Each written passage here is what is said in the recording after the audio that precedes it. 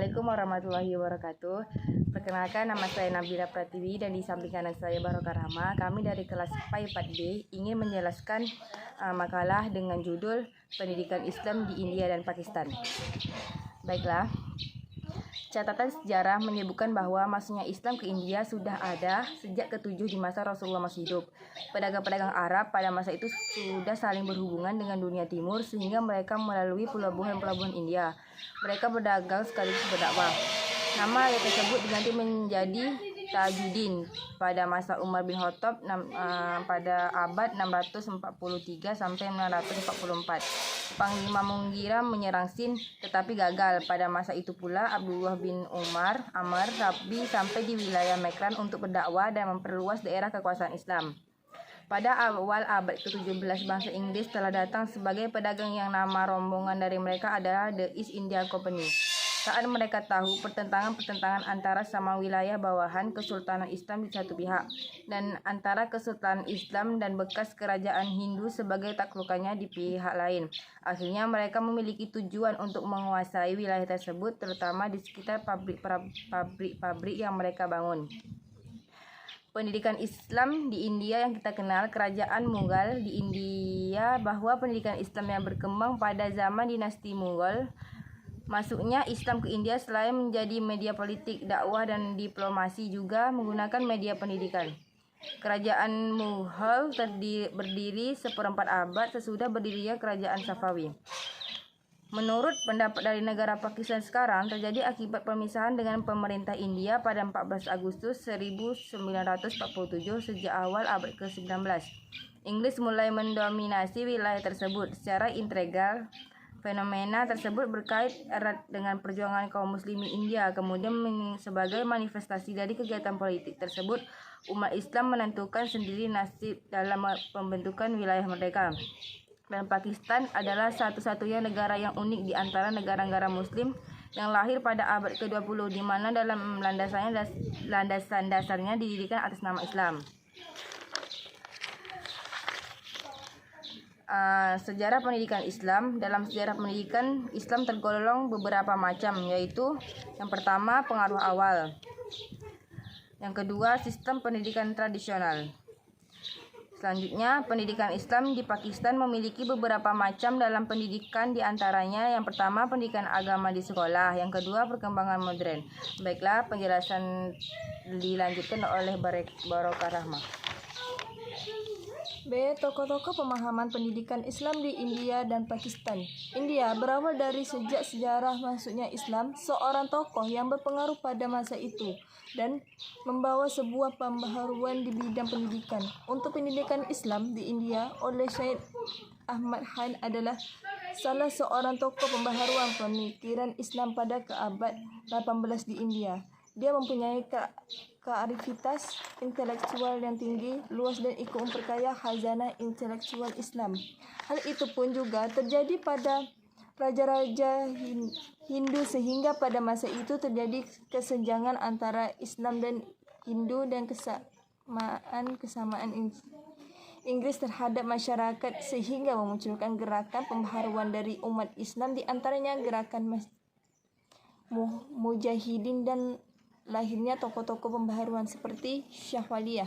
Shah Waliyah adalah seorang ulama dan reformis India yang hidup pada abad ke-18. Dia dikenal karena upayanya dalam mereformasi pendidikan Islam dan merespons perubahan sosial politik pendidikan yang berbasis pada ajaran Islam yang murni dan memperjuangkan pemahaman yang benar terhadap agama. Nah, di sini ada beberapa kontribusinya yang meliputi satu, konsep pemerintahan, yang kedua, perpecahan umat Islam karena perbedaan aliran mazhab dan pertentangan antara golongan Syiah dan Sunni. Yang ketiga, merintis pendekatan yang lebih rasional terhadap agama Islam. Yang keempat, mempromosikan pemahaman yang lebih inklusif terhadap ajaran agama. Nah, serta memperkuat pemahaman akan pentingnya pendidikan agama yang terpadu dengan ilmu pengetahuan umum. B. Syed Ahmad Khan. Lahir di Delhi pada tahun 1817. Ia mendapat pendidikan dan pengajaran terhadap membaca Al-Quran rumahnya sendiri. Ia adalah tokoh pendidikan yang besar di India, pendiri Universitas Islam di India. Pada tahun 1889, mendapat gelar Doktor Honoris Causa dalam ilmu hukum dari Universitas Edinburgh dan meninggal dunia pada tahun 1899. Semboyan adalah, tolonglah dirimu sendiri, hanya dengan demikian engkau dapat maju. Beberapa usahanya di bidang pendidikan antara lain: yang satu, mendirikan Aligarh School, Universitas Islam. B. Pada tahun 1875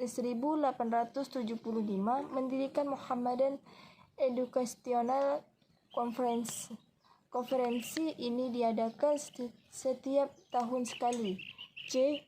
Tahun 1888 mendirikan sebuah organisasi Patriotic Association yang bertujuan mengimbangi usaha-usaha Kongres India yang makin mengutamakan kepentingan golongan Hindu saja.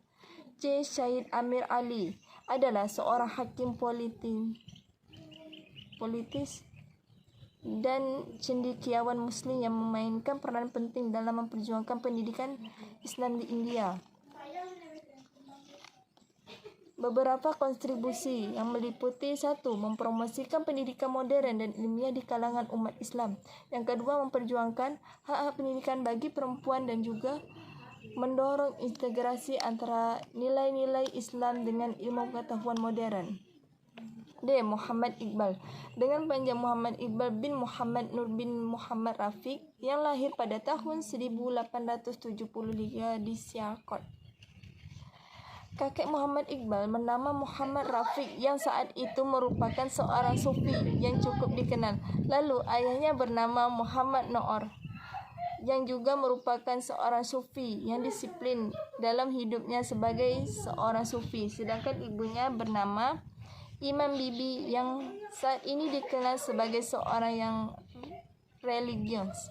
Orang tua Muhammad Iqbal selalu menanamkan ajaran Islam, terutama pemahaman dasar tentang Al-Quran di dalam diri Iqbal sejak masa pertumbuhannya.